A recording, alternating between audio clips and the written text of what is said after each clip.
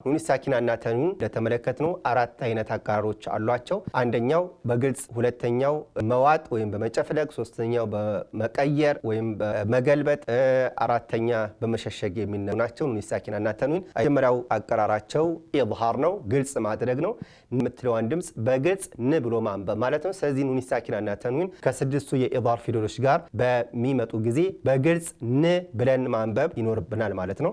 ምሳሌዎችን እንመለከታለን። በሐምዛ በአንድ ቃል በሁለት ቃል ማለት አንድ ትርጉም ባለው ቃል ላይ ተሰባስበው ይመጣሉ ኑን ሳኪናና የኢዝሃር ፊደል። እንዲሁም በሁለት ቃላት ተነጣጥለው ይመጣሉ። ይሄም የመጀመሪያው ቃል መጨረሻው የኑን ሳኪና ሆኖ ሁለተኛው ቃል የመጀመሪያው ደግሞ የኢዝሃርን ፊደል እናገኛለን። ምሳሌ በሐምዛ ወየንአውነ ن وينأون بزي መልኩ እናነባለን። በአንድ ቃል من أسلم من አይባልም። من أسلم በግልጽ እናነባው። በተንዊን غاسق إذا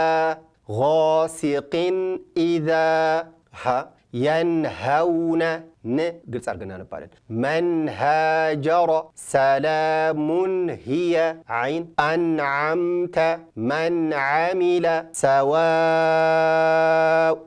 عليهم ح وانحر فمن حاجك نار حامية غين فسينغضون من غل أجر غير نعم خ والمنخنقة من خوف يومئذ خاشعة በዚህ መልኩ ን የምትለዋን ድምጽ በግልጽ አንብበን እናልፋለን።